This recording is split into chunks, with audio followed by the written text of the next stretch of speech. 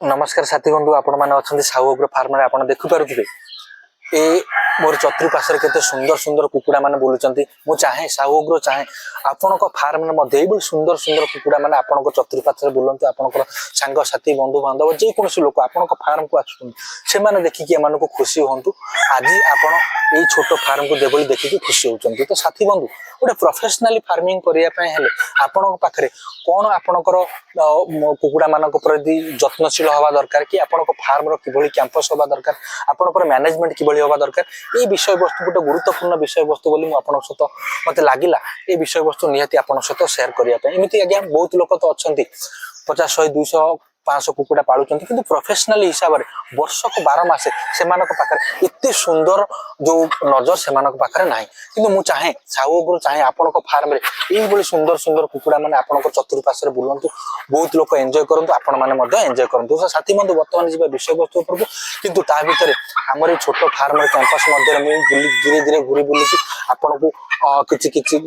Tips मध्ये देबी बहुत गुरुत्वपूर्ण tips देबी आपण कुकुड़ा मान को एन्जॉय करंतु आ विजुअल को एन्जॉय करंतु अन्य लोक मान सहित निश्चित भाव शेयर करंतु जो माने प्रोफेशनली फार्मिंग करिया पय चाहउछन बा ऑथेंटिक चिकन बा संपूर्ण खांटी गाउली देशी कुकुड़ा पर समान काम करिया पय चाहउछन। तो साथी बंधु वर्तमान जे विषय वस्तु पर साथी बंधु प्रोफेशनली फार्मिंग होबा पय हेले कोन ना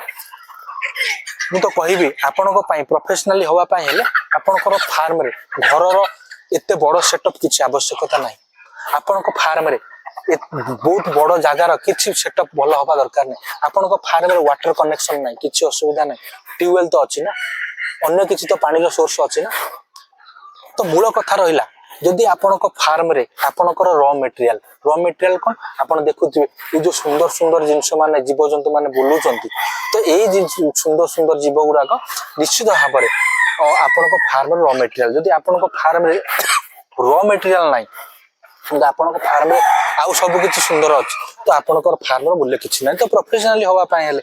आपनको फार्म रे एई भली जत्नर सहित कुकुड़ा आपनको पालन करिया पय पड़िबो। जत्नर सहित कुकुड़ा आपण किभली पालन करिवे तो साथी बंधु देखंतु आरंभ रु जदि आमे कुकुड़ा पालन को गोटे प्रोफेशनल हिसाब रे ननवा जेमिति कि माने नंतु गोटे एग्जांपल आपनको कहूची आपनको फार्म रे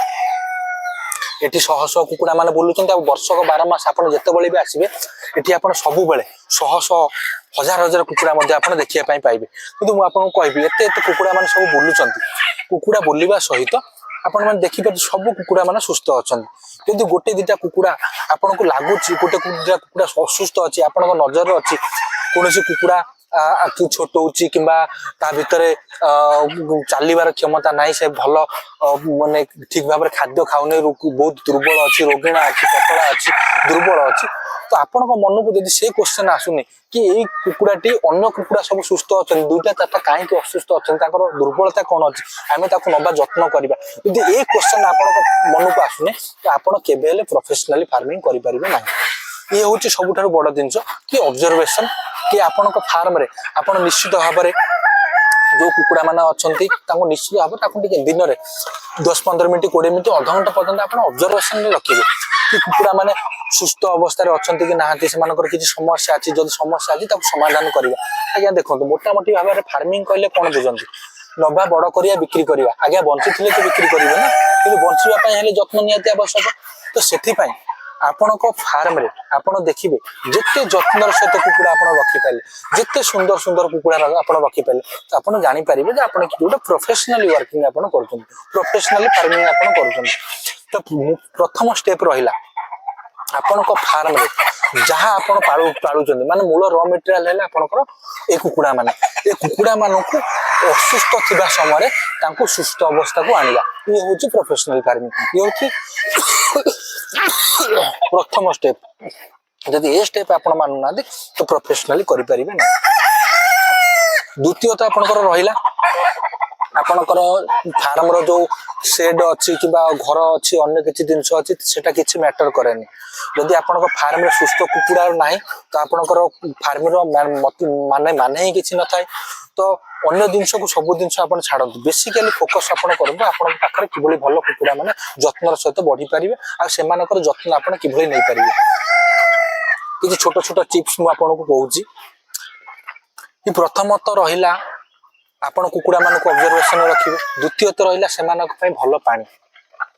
ଯେକୌଣସି ଜାଗାରେ ଆପଣ ପାଣି ଦଉଛନ୍ତି ପାଣି ପରିଷ୍କାର ପାଣି ଦିଅନ୍ତୁ।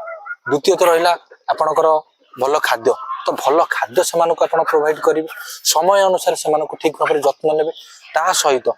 ସମୟ ଅନୁସାରେ ଯୋଉ ଟୀକାକରଣ ଅଛି ଭ୍ୟାକ୍ସିନେସନ ତାକୁ ଆପଣ ନିଶ୍ଚିତ ଭାବରେ କରିବେ। ତା ସହିତ ଆପଣଙ୍କ ଫାର୍ମରେ ଗୋଟେ ବାୟୋ ସିକ୍ୟୁରିଟି ମେଣ୍ଟେନ୍ କରିବେ। ଆପଣ ଦେଖିପାରୁଥିବେ ଏଇ ଯୋଉ ଛୋଟ କ୍ୟାମ୍ପସ ମଧ୍ୟରେ କିଛି ଗ୍ରୀନ ସେଡ୍ ଦେଖାଯାଉଛି। ତ ଏଇ ଗ୍ରୀନ ସେଡ୍ ତଳେ ପ୍ରାୟତଃ 2-2.5 ଫୁଟର ଅଛି, ବାକି ଉପରକୁ ଅନ୍ୟ ନେଟିଂ ସବୁ ହେଇଛି। ତ କଣ ନା ଆମେ ଏଇ କୁକୁଡା ମାନଙ୍କୁ ଗୋଟେ ସ୍ୱତନ୍ତ୍ର ବାୟୁମଣ୍ଡଳ କ୍ୟାମ୍ପସ ବା କ୍ୟାମ୍ପସ ଭିତରେ ରଖୁଛୁ, ଯୋଉ କ୍ଷେତ୍ରରେ ବାହାରୁ କୌଣସି ପ୍ରକାର ରୋଗ ସମସ୍ୟା ଆମ ଫାର୍ମକୁ ଏଣ୍ଟ୍ରି କରିପାରିବ ନାହିଁ, ଯାହାର ପ୍ରତିବଦଳରେ ଆପଣ ପାଉଛନ୍ତି ବର୍ଷକ 12 ମାସ ସମ୍ପୂର୍ଣ୍ଣ ରୂପେ ଆମ ଫାର୍ମ ଫୁଲ ରହୁଛି। ଆପଣ ଦେଖିପାରୁଥିବେ ମୋର ଚତୁଃପାର୍ଶ୍ୱରେ କେତେ ସୁନ୍ଦର ସୁନ୍ଦର କୁକୁଡା ମାନେ ବୁଲୁଛନ୍ତି। ତାର ମୂଳ କାରଣ ରହିଲା ଆମେ ପ୍ରଫେସନାଲି କରୁଛୁ। ତ ଗୋଟେ ବାୟୋ ସିକ୍ୟୁରିଟି ମେଣ୍ଟେନ୍ କରିବା, ଭଲ ଖାଦ୍ୟ ଦବା, ଭଲ ପାଣି ଦବା, ଯୋଉ ଭଲ ଯୋଉ ଇଏ ଖାଦ୍ୟ ଦବା, ତା ସହିତ ସମୟ ଅନୁସାରେ ସେମାନଙ୍କର ଭଲ ମେଡିସିନାଲ ଟ୍ରିଟମେଣ୍ଟ ହେଲା, ଭ୍ୟାକ୍ସିନେସନ ହେଲା, ସବୁ କିଛି A ଠାରୁ Z ସବୁ ଫଲୋ ଅପ୍ କରିବା। ତ ଏଇ ଜିନିଷ ଆପଣ କଲେ ଯାଇକି ଆପଣ ପ୍ରଫେସନାଲି ଫାର୍ମିଂ କରିପାରିବେ, ନହେଲେ ପ୍ରଫେସନାଲି ଫାର୍ମିଂ ଆପଣ କରିପାରିବେ ନାହିଁ। ଆଉ ପ୍ରଫେସନାଲି ହବା ପାଇଁ ହେଲେ ଆପଣ ମାନି ନିଅନ୍ତୁ ଆମର ଆଜ୍ଞା ବହୁତ କାମ ଥିବା ସତ୍ତ୍ୱେ, ମୁଁ ମୋର କଥା କହୁଛି, ବହୁତ କାମ ଥିବା ସତ୍ତ୍ୱେ ବହୁତ ଲୋକଙ୍କର ଫାର୍ମ ଭିଜିଟ୍ ମୁଁ ମଧ୍ୟ ଯାଏ, କି ସେମାନଙ୍କୁ ଯୋଉ ବନ୍ଧୁ ମାନେ ଚାହାନ୍ତି କି ନୂଆ କରି ଫାର୍ମ କରିବେ କିମ୍ବା ସେମାନଙ୍କର ଫାର୍ମ କିଛି ନଲେଜ ନାହିଁ, ସେମାନଙ୍କୁ କିଛି ନଲେଜ ସେମାନଙ୍କୁ ଦବା ବା ଫାର୍ମ କିଭଳି ମ୍ୟାନେଜମେଣ୍ଟ ହବ ତାକୁ ସେମିତି ସମ୍ପୂର୍ଣ୍ଣ ସବୁ ଜିନିଷ ଶିଖେଇବା ବା ଲୋକମାନଙ୍କୁ ଟ୍ରେନିଂ ଦେବା, ଏମିତି ବହୁତ କିଛି ଅଛି। ତା ସହିତ ଆମର ଏଠି କେବଳ ଖାଣ୍ଟି ଦେଶୀ କୁକୁଡ଼ା ଛୁଆ ଉତ୍ପାଦନ ସହିତ ଆମର ବଡ କୁକୁଡ଼ା ମଧ୍ୟ ରେଡି ଟୁ ସେଲ୍ ପାଇଁ ମଧ୍ୟ ରହେ, ତାକୁ ମଧ୍ୟ ଦେଖିବା। ଏଇ ସବୁ କାମ ସତ୍ତ୍ୱେ ମଧ୍ୟ ମୁଁ ମଧ୍ୟ ମୋ ଫାର୍ମରେ ଆସିକି ସମୟ ଦିଏ। 5 ମିନିଟ୍ 10 ମିନିଟ୍ 15 ମିନିଟ୍ ହଉ କୁକୁଡ଼ା ମାନଙ୍କୁ ଭଲ ଭାବରେ ନଜର କରେ, ସେମାନଙ୍କୁ ଦେଖେ କୌଣସି କୁକୁଡ଼ା ଅସୁସ୍ଥ ଅଛନ୍ତି କି ନାହିଁ, କି ସେମାନଙ୍କର କୌଣସି ପ୍ରକାର ଅସୁବିଧା ତ ନାହିଁ, ଭ୍ୟାକ୍ସିନେସନ ଠିକ ଭାବରେ ସମୟ ଅନୁସାରେ ହେଇଛି କି ନାହିଁ, ସବୁ ଡାଟା ଆମ ନିଜ ପାଖରେ ଅଛି କି ନାହିଁ, ଏ ସବୁ ଜିନିଷକୁ ମୁଁ ନିଜେ ଟିକି ନିକି କରି ତାକୁ ନଜର କରେ। ନଜର କଲା ପରେ ମତେ ଯେତେବେଳେ ଲାଗେ କି ହଁ ଫାର୍ମରେ ସବୁ କୁକୁଡ଼ା ସୁସ୍ଥ ଅଛନ୍ତି, ସେମାନଙ୍କର ବଡି ଷ୍ଟ୍ରକ୍ଚର ଭଲ ଅଛି, ସେମାନଙ୍କର ପରର ସାଇନିଂ ଭଲ ଅଛି, ସବୁ କୁକୁଡ଼ା ଯୋଉ ମାନେ ହୃଷ୍ଟପୃଷ୍ଟ ଅଛନ୍ତି, ସେମାନଙ୍କର ୱେଟ୍ ଚେକିଂ ମଧ୍ୟ କରାହୁଏ। ତା ସହିତ ଯେମିତିକି ଗୋଟେ ମେଲ ବାର୍ଡର ଓଜନ ନିହାତି 1400-1500 ଯଦି ଅଛି, ଆଉ ଗୋଟେ ଫିମେଲ ବାର୍ଡର ଯେମିତି 1100-1200 ଏଇଭଳି ଓଜନ ଅଛି, କିଲେ 100ରୁ କିଲେ 200, ଆମେ ଜାଣିବା ଯେ କୁକୁଡ଼ାଟି ସମ୍ପୂର୍ଣ୍ଣ ରୂପେ ସୁସ୍ଥ ଅଛି। ତ ନିଶ୍ଚିତ ଭାବରେ ଆପଣ ଏଇ ସବୁ ଜିନିଷ ଗୁଡାକ ନିଶ୍ଚିତ ଭାବରେ ତାକୁ ଗୋଟେ ମାନେ ଆପଣଙ୍କ ମାଇଣ୍ଡକୁ ଆଣିବା ପାଇଁ ପଡିବ, ନହେଲେ ଆପଣ ପ୍ରଫେସନାଲି ଫାର୍ମିଂ କରିବା କଥା ଭୁଲି ଯାଆନ୍ତି। ଆଉ ଏଇ ଜିନିଷ ଗୋଟେ ଲୋକମାନଙ୍କର ଗୋଟେ କ୍ରେଜ କୁ ଆସିଯାଇଛି, ଲୋକମାନେ ଆକୁ ବହୁତ ପସନ୍ଦ କରୁଛନ୍ତି। ଆଉ ଖାଣ୍ଟି ଦେଶୀ କୁକୁଡ଼ା ପାଳନ କହିଲେ ଆପଣ ତ ମାନେ ସମ୍ପୂର୍ଣ୍ଣ ଓଡିଶାରେ ଏଭଳି ବିରଳ ଜିନିଷ ଆପଣ ବହୁତ କମ ଜାଗାରେ ଦେଖିବା ପାଇଁ ପଡିବ, କାଁ ବା ଜାଗାରେ ଯୋଉମାନେ ପ୍ରଫେସନାଲି ଫାର୍ମିଂ କରୁଛନ୍ତି, ନହେଲେ ଏ ଜିନିଷ ସବୁଆଡେ ମିଳିବା ବି ସମ୍ଭବପର ନୁହଁ। ତ ମୁଁ ଚାହେଁ ଏଇ ଯୋଉ ଛୋଟ ଛୋଟ ଜିନିଷ ମୁଁ ଆପଣଙ୍କ ସହିତ ସେୟାର କଲି, ଯେଭଳି କି ଆପଣଙ୍କର ଫାର୍ମର ସେଡ୍ ଗୁଡାକ କଥା ଭୁଲି ଯାଆନ୍ତୁ, କି ଆପଣଙ୍କର ଫାର୍ମର ଯୋଉ ଅନ୍ୟାନ୍ୟ ସୁବିଧା ସୁଯୋଗ ଆପଣ ଭୁଲି ଯାଆନ୍ତୁ। ପ୍ରଥମ କଥା ଆପଣ ଫୋକସ କରନ୍ତୁ ଆପଣଙ୍କର ର ମେଟେରିଆଲ ଉପରେ, ଯୋଉ କୁକୁଡ଼ା ମାନେ ଅଛନ୍ତି ତାକୁ ଆପଣ କିଭଳି ଭାବରେ ସୁସ୍ଥ ଆଉ ଭଲ ବାତାବରଣ ରଖିପାରିବେ। ତା ପାଇଁ ମୁଁ ଆପଣଙ୍କୁ କହିଦେଲି 3-4ଟି ଜିନିଷ, ଭଲ ଖାଦ୍ୟ, ଭଲ ପାଣି, ଗୋଟେ ଶୁଖିଲା ପରିବେଶ ଯେମିତି ରଖିବେ, ବାୟୁ ସିକ୍ୟୁରିଟି ମେଣ୍ଟେନ୍ କରିବେ, ଭ୍ୟାକ୍ସିନେସନ ଠିକ ଭାବରେ ଫଲୋ ଅପ୍ କରିବେ,